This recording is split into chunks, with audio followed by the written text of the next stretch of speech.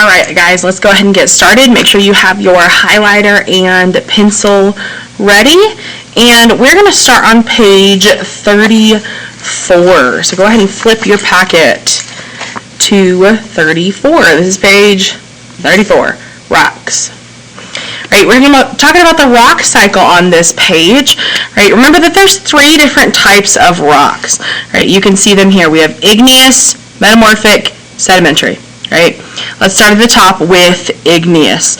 Right, there's two types of igneous rock, intrusive and extrusive. Remember, because igneous rock is made from magma and lava. Right, so intrusive igneous rocks are a type of rock that are formed from magma that hardens beneath the Earth's surface. Right, remember, magma is below the Earth, right? It's below the crust. Right, and then extrusive is a rock that forms from lava that has erupted. Right, and then it cools on the Earth's surface.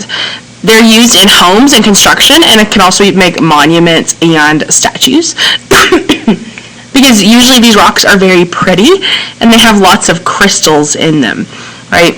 We're going to skip the examples because we're trying to go fast today, but that is igneous rock. It is made, let's write at the top, cooling and hardening. That is how this rock is made. Right? Going down to metamorphic rock. Metamorphic rocks are formed from extreme heat and pressure. Right? These are rocks that are deep in the Earth's surface. They can be used for building materials, artwork, roofing, and railroad ballasts.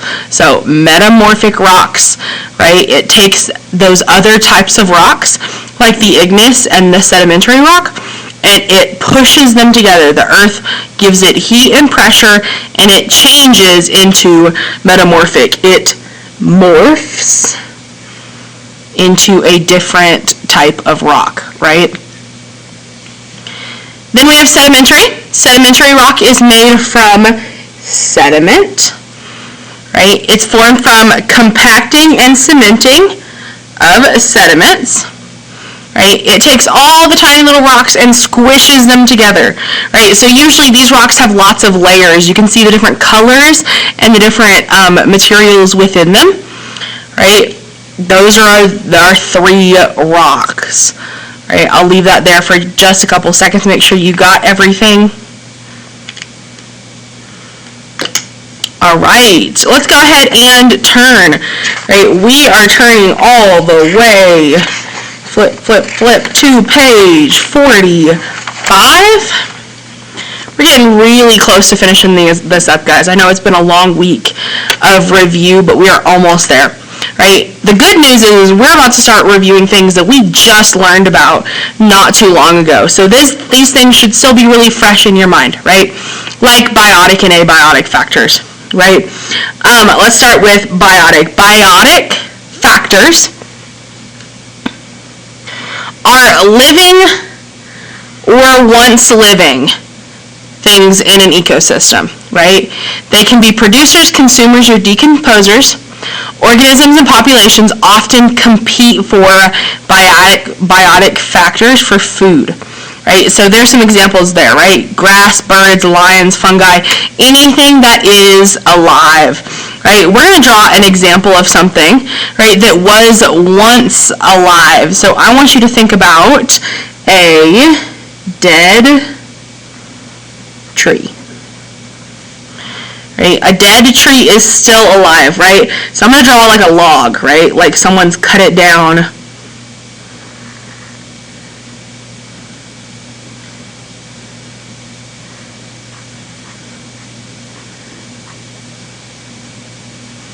Like that, right?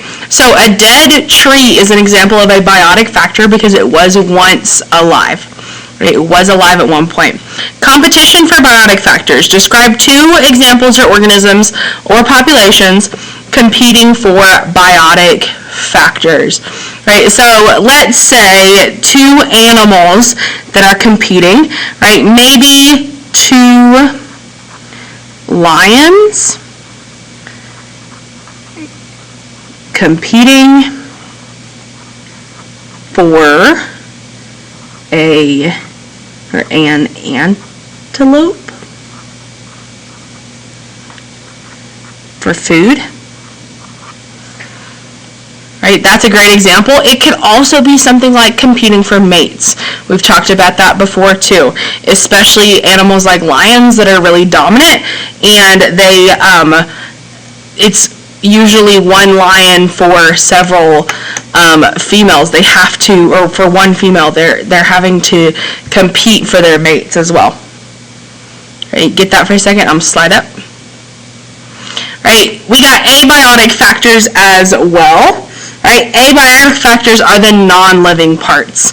Right, there are water, our light, temperature, soil. Right, those are all great examples here. Right, an example of an abiotic factor that an animal would need would be water, of course. Plants, animals all need water. I'm going to draw a little river.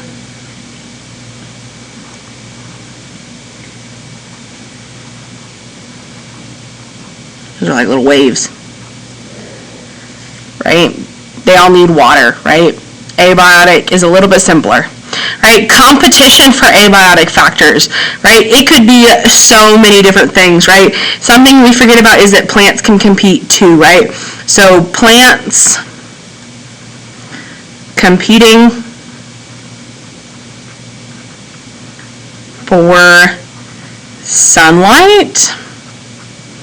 We've talked about this so much, right? Plants can also compete for water and space, right? Rain, right? They compete for a lot of different things. Temperatures, right? Some plants can't survive in a really hot environment, so they might be trying to get to the shade, right? Right, that is biotic and abiotic factors. Let's flip over. Organisms' relationships, right? These are our symbiotic relationships, right? There are 5 different relationships we're going to talk about. First one is predatory relationships, right? This is happening when a predator eats prey, right? When something eats something else. The predator is the organism that hunts and kills. Right? So some examples could be bears, hawks, tigers, sharks, whales, anything that hunts its food, and the prey is the one that is hunted. Right? So some examples could be small fish, mice, deer, rabbits, and insects. Right? Predatory relationships, let's say a cat and a mouse. Right, I'm not going to draw a picture, right, but that we get the idea there, right? The cat's going to try to get the mouse and eat it. Right, then we have a competitive relationship. We just talked about that on the other slide, right? So these are between organisms that require the same resources. They have to have the same resources in order to be a competitive relationship. So some of those could be food, water, light, soil, and space. Right, we just did an example of that, so I'm going to skip that, right? But things competing with each other. Here's the hard part, right? These 3 words that we have to remember, right? A symbiotic relationship includes these 3 things, right? It is a close relationship between members of 2 species, right? And I'm going to add to this, one must benefit. Right? If one of them is not benefiting, it's not considered a symbiotic relationship. In each of these, at least one of the organisms is benefiting. Right? So first one is mutualism. Right? In mutualism, it's like a mutual friend, right? It goes both ways, right? Both individuals benefit. Both benefit is the only thing I want you to highlight. Mutualism, they both benefit. Okay? In parasitism, right, one causes harm and the other benefits, right? It doesn't say that, right? But that would be like a tick on a dog, right? The tick is benefiting from the blood. The dog is being harmed because it could be getting diseases, could be irritated with having the tick on it, something like that. Then last one is commensalism. Commensalism is where one benefits and the other is unaffected. One benefits, the other is unaffected, right? So let's get some examples, right? So the first one we're going to do, I'm just going to put the letters M for mutualism, P for parasitism, C for commensalism, right? A mutualistic relationship, right? I'm going to draw a flower, and then I'm going to draw a bee, and this bee is going to be massive compared to this flower. Give him some stripes. I can tell that's a bee. Alright, so bee and flower. We talked about this a lot, right? In this situation, the bee benefits because it's getting nectar from the flower. It's getting its food that it needs. And the flower benefits because the flower is getting pollinated, right? Remember, that's how flowers reproduce, right? They create fruit so they can make more flowers, right? So both are benefiting. That's a mutualistic relationship. Parasitism, I gave you 1 second ago. We're going to do a different one. We're going to say a person and lice. Right? Not fun if you've ever had it, right? Lots of people get it. Draw a little bug on her head.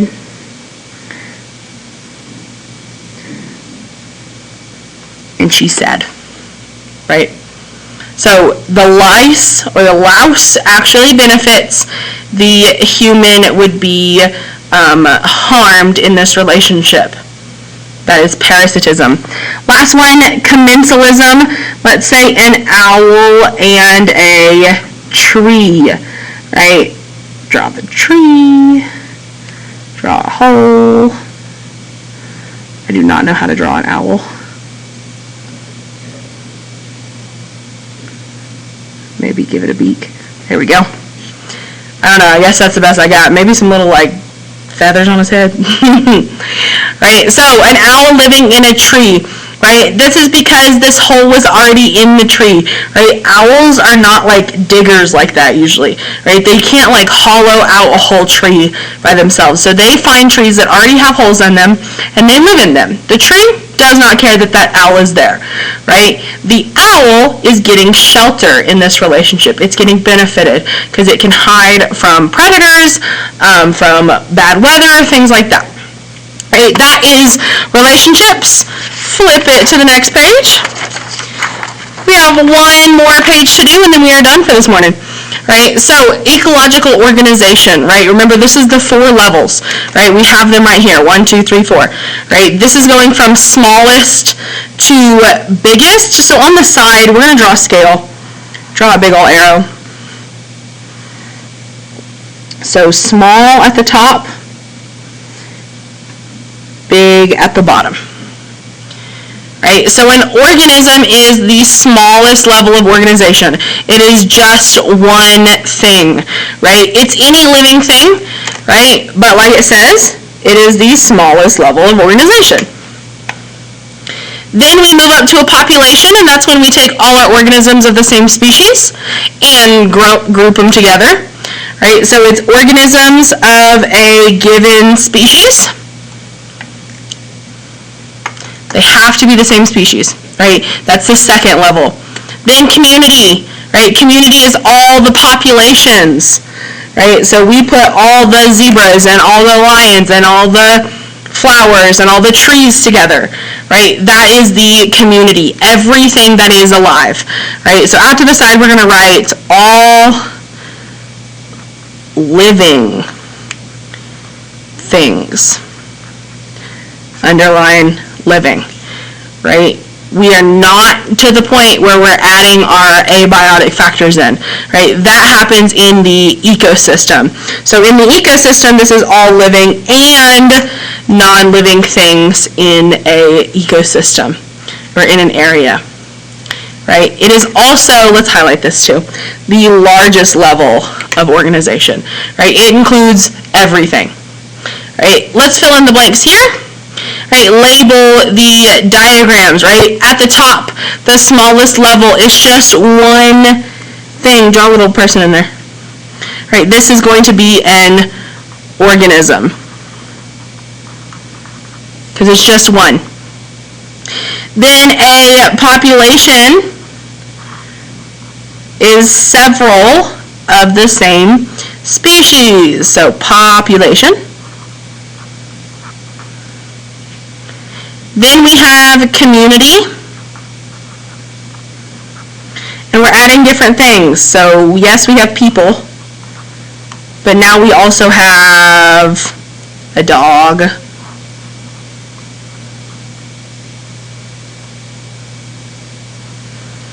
and we have a bee,